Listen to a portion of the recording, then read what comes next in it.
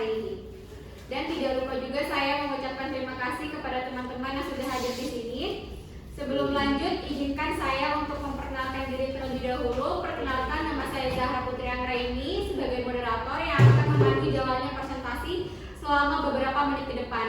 Dan tidak lupa juga saya didampingi oleh rekan-rekan saya. Yang pertama ada Miftahul Rosada, yang kedua ada Romi, yang ketiga ada Aluni, yang keempat ada Cahya, yang kelima ada Novi. Baik, yang pertama kita akan masuk ke pembahasan terkait badan usaha. Yang pertama ada pengertian badan usaha yang akan dipaparkan oleh saya sendiri sebagai moderator. Badan usaha merupakan kesatuan yuridis dan ekonomis dari faktor-faktor produksi yang memiliki tujuan untuk mencari laba atau memberikan layanan kepada masyarakat. Sebelum lanjut, alasan mengapa badan usaha dikatakan sebagai kesatuan yuridis dan kesatuan ekonomis karena badan usaha umumnya adalah berbadan hukum, dan alasan kenapa badan usaha dikatakan sebagai kesatuan ekonomis karena faktor-faktor dari badan usaha umumnya terdiri dari sumber daya alam, sumber daya manusia atau tenaga kerja, dan juga modal yang dikombinasikan untuk mencari laba atau keuntungan. Baik, selanjutnya ada ciri-ciri yang akan dipaparkan oleh Miftahul Rosada.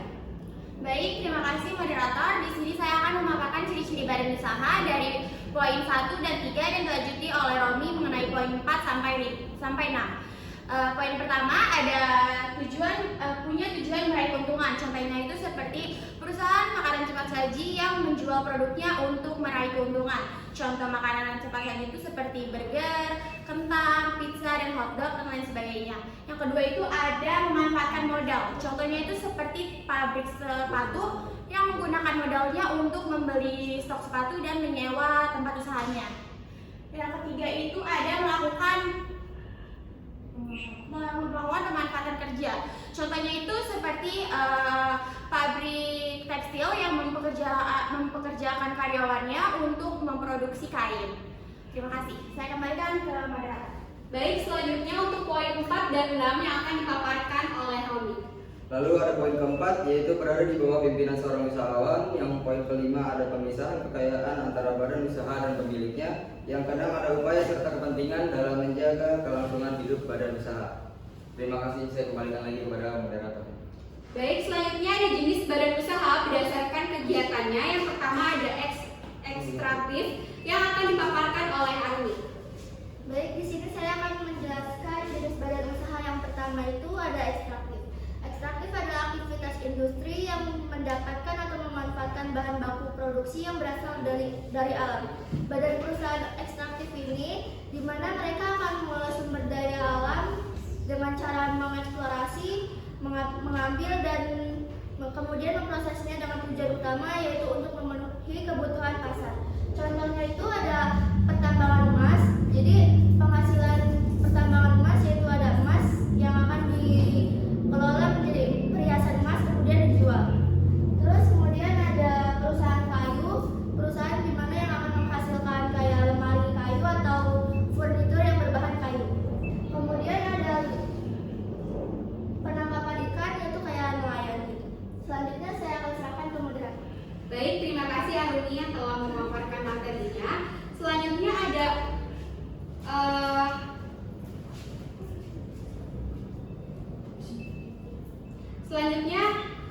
jenis badan usaha berdasarkan kegiatannya. Yang kedua ada agraris yang akan dipaparkan oleh Cahya. Terima kasih moderator. Selanjutnya ada agraris. Agraris yaitu melakukan sebuah kegiatan yang langsung berhubungan dengan bidang pertanian. Contohnya pertanian padi, pertanian jagung, perkebunan teh, dan perkebunan buah. Selanjutnya ada perdagangan. Perdagangan adalah kegiatan membeli maupun menjual kembali barang tanpa harus mengubah bentuknya. Contohnya seperti PT Matahari Store dan PT Ice Hardware Indonesia, Sumber Alvaria, Trijaya. Saya kembali kepada moderator. Baik, terima kasih Cahya yang telah memaparkan materi. Selanjutnya ada industri dan jasa yang akan dipaparkan oleh Novi. Oke, baik, makasih moderator. Industri merupakan kegiatan pengolahan bahan-bahan baku dan bahan-bahan pengolahan menjadi setengah jadi atau siap pakai. Contohnya industri makanan dan minuman, mengelola bahan baku seperti gandum, gula, atau susu menjadi produk jadi seperti roti, kue, dan minuman kemasan. Jenis badan usaha jasa.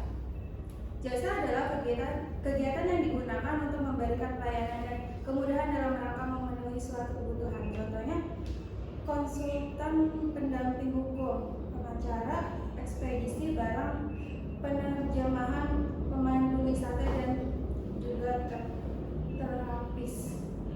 Oke, baik. Selanjutnya ada baik, terima kasih. Selanjutnya ada kepemilikan modal. Yang pertama ada BUMN yang akan dipaparkan oleh saya sendiri sebagai moderator. BUMN atau badan usaha milik negara yaitu badan usaha yang sebagian atau seluruh modalnya adalah milik negara. Adapun tujuan didirikannya BUMN adalah untuk mensejahterakan masyarakat di berbagai bidang. Ada beberapa kebutuhan yang pemenuhannya dipenuhi oleh BUMN. Yang pertama ada kesehatan, transportasi, pertambangan dan mineral, pertanian, perkebunan, dan juga perikanan. Pemenuhan tersebut dikelola oleh BUMN secara profesional lalu dikomersialkan kepada masyarakat. Dari situlah BUMN mendapatkan keuntungan. Selanjutnya ada ciri-ciri BUMN. Yang pertama, kekuasaannya dipegang oleh pemerintah. Yang kedua, melayani kepentingan umum dan publik. Yang ketiga, sebagai sumber pendapat negara. Selanjutnya BUMN terbagi atas dua jenis, yaitu ada persero atau perusahaan perseroan yang dimana sebagian besar sahamnya yaitu minimal 51% adalah milik negara. Tujuan didirikannya persero ini untuk menyediakan barang dan jasa dan juga mencari keuntungan. Adapun contoh BUMN yang masuk ke dalam jenis persero ini, yang pertama ada PT Kimia Farma, PT Pertamina, PT KAI, dan PT Garuda Indonesia. Selanjutnya ada perusahaan umum atau Perum yang dimana keseluruhan modalnya adalah milik negara dan tidak terbagi atas saham. Dibentuknya Perum ini bertujuan untuk menyediakan barang dan jasa dengan prinsip pengelolaan yang tepat sehingga masyarakat bisa menjangkau harga yang murah. Contohnya itu seperti Perum Bulog yaitu yang bergerak di bidang industri pangan, Perum Damri yaitu transportasi darat, Peruri atau percetakan uang Republik Indonesia, Perum Pegadaian, dan Perum Balai Pustaka. Dari materi yang sudah saya paparkan bahwa dapat disimpulkan bahwa perbedaan antara Perum dan persero ini terletak pada permodalan dan tujuannya. Untuk permodalannya, seluruh modal Perum dimiliki oleh negara, sedangkan modal persero dapat seluruhnya dimiliki oleh negara atau hanya sebagian besar. Selanjutnya, modal Perum tidak terbagi atas saham, sedangkan modal persero terdiri atas saham-saham. Untuk tujuannya, Perum ini fokus melayani masyarakat, sedangkan persero ini fokus untuk mengejar keuntungan. Baik, selanjutnya ada BUMS yang akan dipaparkan oleh Romi. BUMS adalah badan usaha milik swasta. Badan usaha ini sebagian besar modalnya dimiliki oleh pihak swasta. Contoh badan usaha milik swasta misalnya seperti firma yang dibangun oleh 2 orang atau lebih. Terima kasih, saya kembalikan lagi kepada moderator. Baik, selanjutnya ada BUMD yang akan dipaparkan oleh Novia. Badan usaha milik daerah BUMD di mana status pemilikan modal usaha berada di tangan pemerintah daerah. Baik, selanjutnya ada badan usaha campuran yang akan dipaparkan oleh Nita. Baik, terima kasih moderator. Di sini saya akan memaparkan mengenai badan usaha campuran. Badan usaha campuran ini mendapatkan modal dari pemerintah dan swasta.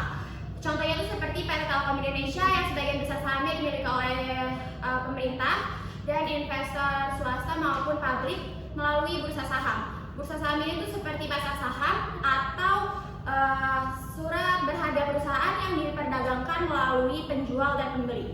Terima kasih, saya kembalikan kepada moderator. Baik, terima kasih Nita yang telah memaparkan materi.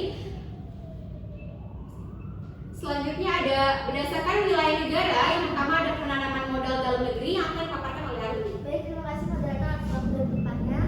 Di sini saya akan memaparkan penanaman modal dalam negeri, di mana semua status kepemilikan modal perusahaan berada di tangan masyarakat dan negara itu sendiri. Contohnya itu kayak toko Alfamart atau Indomaret yang sahamnya dimiliki oleh warga negara Indonesia. Selanjutnya saya silakan ke moderator. Baik, yang terakhir ada penanaman modal asing yang akan dipaparkan oleh saya sendiri sebagai moderator. Penanaman modal asing yaitu perusahaan milik asing yang melakukan operasional di wilayah Indonesia atau di dalam negeri. Baik, itu saja yang kelompok kami paparkan. Semoga Semoga materi yang kami sampaikan bermanfaat. Kurang lebihnya mohon maaf. Terima kasih.